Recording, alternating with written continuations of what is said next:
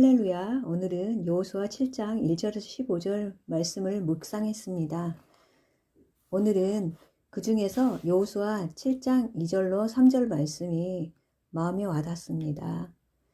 여호수아가 여리고에서 사람을 베델 동쪽 베단 곁에 있는 아이로 보내며 그들에게 말하여 이르되 올라가서 그 땅을 정탐하라 하매 그 사람들이 올라가서 아이를 정탐하고 여호수아에게로 돌아와 그에게 이르되 백성을 다 올라가게 하지 말고 2~3천 명만 올라가서 아이를 치게 하소서. 그들은 소수이니 모든 백성을 그리로 보내어 수고롭게 하지 마소서 하므로 이 중에서요 여호수아에게로 돌아와 그에게 이르되 백성을 다 올라가게 하지 말고가 마음의 감동으로 와 닿습니다.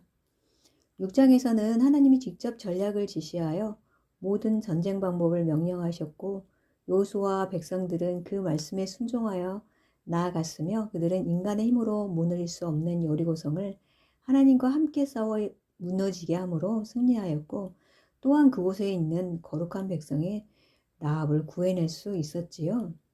그러나 7장에서는 구약의 역사서인 반복되는 패턴인 죄로 인한 하나님의 부재하심으로 패배라는 구조를 띠고 있음을 볼 수 있습니다.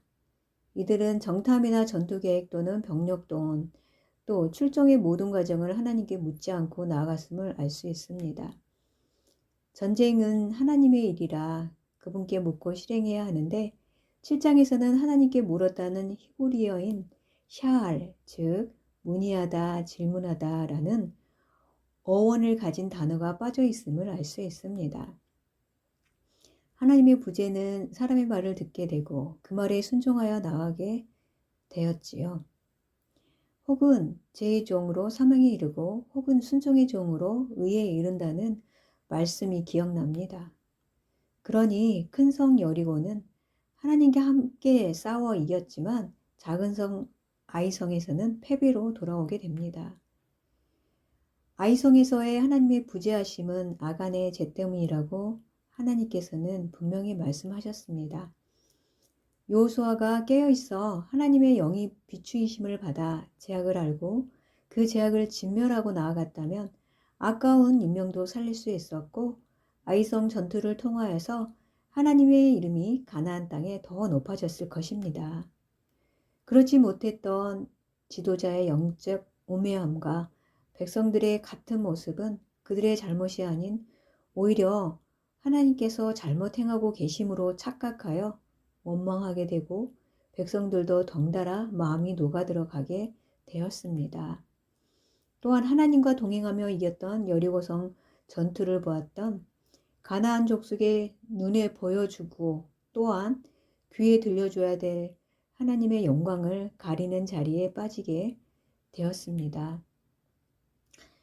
이르되 슬프도소이다. 주 여호와여 어찌하여 이 백성을 인도하여 요단을 건너게 하시고 우리를 아모리 사람의 손에 넘겨 멸망시키려 하셨나이까. 우리가 요단 저쪽을 만족하게 여겨 거주하였다면 좋을 뻔하였나이다.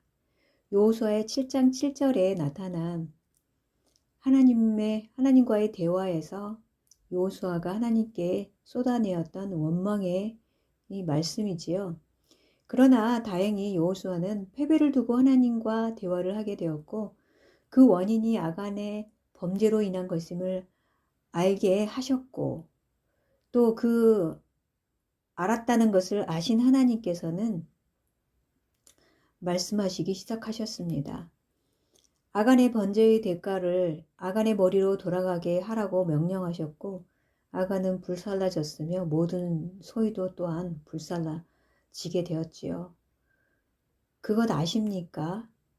우리의 삶 가운데서도 하나님과 함께하는 영적 전투를 치르고 있다는 것을요. 영적으로는 눈이 가려워지고 귀가 들리지 않는 자들은 영적 전투를 매일매일 하고 있다는 사실을 알지 못하고 살고 있습니다.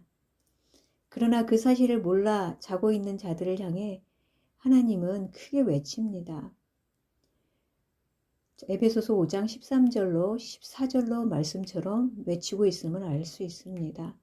그러나 책망을 받는 모든 것은 빛으로 말미암아 드러나노니 드러나는 것마다 빛이니라.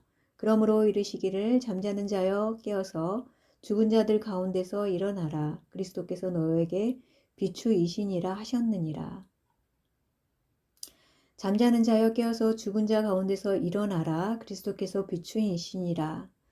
라는 말씀으로 알 수 있듯이 영적 전투를 자신이 해야 하는지를 모르고 있는 자들은 잠자는 자들이라는 것입니다.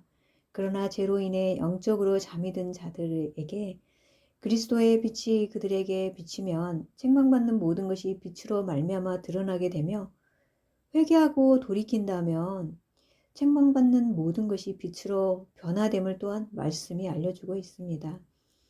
그러므로 우리는 잠자는 자를 깨우는 나팔 역할을 하되 비판하지 말아야 함을 또한 깨닫게 됩니다. 잠자는 자여 깨어나라.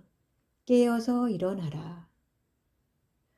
이들이 깨어나지 못한다면 이스라엘이 하나님이 하시는 전투를 사람의 힘으로 해서 패배한 것처럼 마지막 날이 가까울수록, 즉 예수님을 만나는 날이 가까울수록 마귀의 관계가 아첨하는 말로 교활해짐으로 준비되지 못하여 벌벌 떠는 자리에서 고난에 환난을 당하게 됨을 하나님을 경외하는 마음으로 바라보게 됩니다.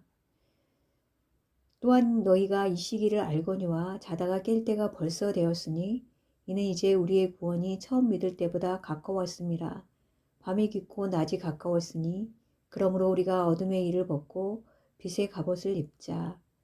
로마서 13장 11절에서 12절 말씀입니다. 이 말씀은 바울이 로마 교회에 피를 토하는 심정으로 전하는 말씀이지요. 묵상 질문 들어갑니다. 아이성 전투에 패배한 여호수아의 탄식을 듣고 하나님이 알려주신 사건처럼 그런 아이성 전투를 그 사건을 경험하셨습니까? 회개함으로 돌이켜 심령이 새롭게 되어 진리로 허리띠를 띠며 나아가고 있습니까?